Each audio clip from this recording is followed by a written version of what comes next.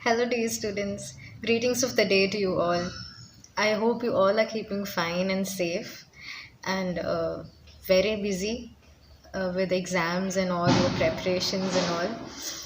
So, I welcome you all to this fourth session of counseling and guidance. And since you all are going through this phase of preparing and studying and learning, I thought, let's might as well take up something related to this. So today we're going to discuss and talk and know more about memory and learning. So I'm going to start off by explaining to you about a study that was conducted in the year 2014 at Princeton University. So a class of students were taken and they were divided into two groups, group 1 and group 2. Group 1 students were made to take down notes manually, that is by hand, using the traditional paper pencil method. And group 2 was told to take down notes via typing it out either on their mobile phones or on their laptops. And at the end of the class, what was seen is that group 2 had more amount of notes as compared to group 1. They had double the amount of notes as compared to group 1. Since group 1 was taking down notes manually, handwritten, they couldn't have much time to take down all the information that was taught in the class. And soon after this, after a few days of time, an assessment was conducted for both the groups. And what was seen surprisingly in the result, that group 1 tended to score more, twice as much as higher grade than group 2. Here, group 1 is the group which took down notes by hand, and group 2 while typing it out. So, if group 2 was getting some grade like C and C plus, group 1 was getting grades like A and A plus. So the researchers, spent more time in this, and they thought maybe since group one didn't have much time to take down notes during the class, they might have put in extra effort of maybe sitting in the library or finding more notes to complete their syllabus or that unit which was taught to them. And that's why maybe they scored more than group 2. So, in the this experiment was conducted twice, and the scenario was different. Like the first part of the study was same, but when it came to assessment, at the first situation, they gave the test immediately, right after their class, and in the second situation, they were given a surprise test. And in both the scenarios, it was seen that group 1 scored twice as much as higher than group 2. Okay, so the purpose of this study was to see which method of taking down notes or making notes while studying was would enable you to remember that information better. This was the purpose of the study. Yeah, and the reason that was seen behind this result, where group 1 scored twice more than group 2, was something called as the effort principle. Now, what does the effort principle say? It says the more amount of effort you put into recording a piece of information, the better we remember it. Yeah. So, this was what was found in this course of study. Now, how do we imply this in our present situation? In our present, this situation of pandemic where everything is becoming digital. Let's have a look. So now, since everything that we possess has a digital mark on it, let's say audiobooks, now you don't even have to order books or buy books and read it. You can listen to audiobooks. You have PDF files. We have YouTube videos, hundreds and hundreds of videos and materials and presentations online. You just need to type in that one word, and you will have numerous information on it digitally. So, how do we bring in both these habits together? So, everybody is a different kind of learner. Like, suppose I was someone who would, I'd be able to learn something only when I write it down. When I was in my school days, I remember my parents always telling me, lik ke pado. Write and study, write and study. Kuch bhi ho, lik ke pado, lik ke pado. And I still have that habit of noting down each and everything, even if it be a presentation for just 10 minutes. I would always have a notebook and a pen. I want it, I need it to be there, so that I can write down at least the key points, and that's how I remember. And this might not be the same with everybody, because all of us are different learners. All of us learn things differently and memorize things differently. But today I'm taking up this specific topic because it has been proven to be very effective, and you will yourself notice the change. So how do we go about it? Even if you're listening to audiobooks or watching videos online, make sure you have a small notebook with you and a pencil with you. Write it down. Write down, you need not write down each and every narrative, each and every line they say. Maybe you write down just the key points, just the main keywords are something which are the main topic words, main words. And suppose, for example, let's say psychology. Okay, we're studying about brain. Okay, so I know down the keywords in that. What would be the keywords when it comes to brain? We have brain cells, we have different parts of brain, brain cells, functions of the brains. So these are like the keywords of the subject. So as you're listening to it, just make sure you note down the keywords. Yeah. And later you can work on these keywords. Suppose there are different words, and then you can individually search more on it or work more on it and prepare a proper set of notes. So now when you have a proper set of notes, almost 60% of your memorization and learning is done. When you're listening, let's say 40% of learning is done. When you write it down, after listening, when you make notes, when you write it down, 60% of your learning is done. And the third point, which you can also do, is explain it to somebody. Okay, talk about it to somebody. Let's say you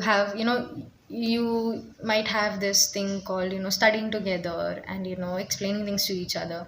Suppose I prepare a topic from a chapter, and another friend of mine explains a topic from another chapter. So we study, we make notes on it, and I explain that part to her, and she explains that part to me, another part to me. So what happens is, when you explain the matter that you have studied and written it down, your learning is completed almost. It has reached to a level of 90, 95, almost 100 also, we can say. So because what's the science behind this is because you are using different areas of your brain, different networks are being connected when you take a piece of information and try to input it in your brain in different ways. So different pathways of your brain is getting strengthened again and again, making that information more stronger, making you remember that information more effectively. So that's how it works. You listen to something, you write it down, and explain it to someone. So when you do these three things, you are ready and set with that information to such an extent that you will actually never forget it ever. Okay, I have experienced that a lot, and try this out and let's see how it works for you. So you're looking at it, you're hearing it, you're taking it down on a sheet, and then you're explaining it to someone else. So all these process together will light up different networks to your brain. Suppose एक ही चीज़ को हम तीन चार वे से हम उसको याद करने की कोशिश कर रहे हैं, उसको लर्न करने की कोशिश कर रहे हैं. So obviously that information will become more and more stronger, something that you will not forget for a long period of time. So this is how it works. So when you explain, by the time you explain the information to someone, you have almost learned, remember it for 100%, almost more than 95% for sure. You will remember that information. Okay. So this was the simple three steps through which we can bringing the digital as well as the traditional paper pencil method, which would result in more remembering those information better and more effectively learning any information. So I would also like to bring in a few memorizing techniques that would help you. This is something which we studied in our graduation while learning psychology. So these were the tests These were the methods we used for memorization. Okay, so let's quickly have a look. So these are three, very easy, effective memory tools that we're going to look into. Okay, so these are also something called as mnemonics. Mnemonics are something; those are tools or methods which aid your memory. That means which help you remember the information that you have learned or read or listened to. Yeah, so these are different ways by which we can turn our information into being more easy to learn and easy to remember. Okay, the first one being acronyms. Now, what are acronyms? Acronyms are like short forms that we take. Suppose, what is the acronym that we use to remember the name of the color of the rainbow? So it's VIBGYOR. Yeah, we use VIBGYOR or VIBGYOR, whatever, however we want to say it. So it's VIBGYOR. So this is the sequence of how the name of the rainbow colors are mentioned. So we use this acronym to remember the names. Same way, another example would be something called as yeah. Let's say we take the guitar. Okay, so the guitar has 6 strings in it, and each string has a name. So what I was taught when we were learning guitar initially is something called as this: every boy, girl drinks and eats. Yeah, every boy, girl drinks and eats. So the first alphabet of every word was the name of the string. That is EBGDAE. That's how the name of the guitar strings are. Okay, so these are simple things which you can, either you can make a word out of it, or just pick the first alphabet and make something out of it, so that you can remember that information more easily. The second technique that you can use is music mnemonics. Okay, so what happens in this? It's making a song out of it, making a song out of information. You might have come across it, or you might have tried it earlier also. Putting in Bollywood tunes into studying the paragraphs, and maybe remembering the history dates and names of rulers and people. So that, and if you're doing that, please continue to do that, because it is very, very effective. And since you have turned it into a song, it is more catchy to your brain, and you will remember it more easily while giving your exams. So one simple example is the periodic table song. Okay, chemistry periodic table, we know there's so many elements. Okay, and it's not easy to just memorize them that fast. So there's this periodic table song, you can find it in the net. And as simple as just the ABCD song. Even now someone asks us what comes after S. Okay, so we run the whole thing in our head, we run the whole song in our head, and then we'll be like, yeah, S ke baad T aata hai. And so these are simple examples of music mnemonics. So turning the information into a lyrical way, a song way, so that you can remember it more easily. The third method that we're going to look into is something called as chunking. So what is chunking? Chunking is having a big piece of information and breaking it down into small chunks or small pieces, so that you can remember that information faster and in a better way. Okay, so a simple example would be memorizing phone numbers. Okay, so let me give you a number, and let's see if you're able to recall it. Okay, so the number is 1800525868. Now if I tell you to repeat it, I don't know how many of you would have been able to recall all the numbers. But the same thing, if I break it down like this: 1800252868. 1800252868. So now you would be able to repeat it without me having to repeat it even one more time. 1800252868. Yeah. So this is chunking. What did I do? I took that digit of 4 plus 3 plus 3 number, and I made it into 3 small groups. Okay, 4, first four numbers, a gap, three numbers, little bit more gap, and another three numbers.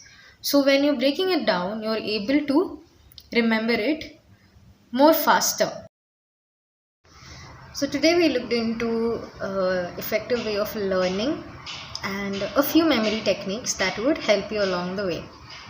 Okay, so I'm going to wrap up by talking about a very important major factor that affects your memory making, your learning, as well as your performance in exam, and that is sleep. Yes, very important, something that we don't do at all, something which I never did for a long time. I used to stay up the whole night before exams and sleep only after I come home after giving the exams. But after a few years, I got to know that it has affected my health, it has affected my level of concentration, and also my performance in exams. So one simple example to explain to you is, suppose we put a cement, हम cement से कुछ बना रहे हैं. You pour in the cement, you can't immediately expect it to be ready, right? You need to let it stay, let it sit, let it consolidify. Now this is what happens to the information. You spend your whole day taking in information, you're reading, you're listening, you're hearing, you're learning. When you sleep, what happens is all these memories, all this information that you took in during the day through your senses consolidifies in your brain. Your brain works on it and settles the memory. मतलब उसको solid करता है. Okay, it consolidifies it into a proper set of information.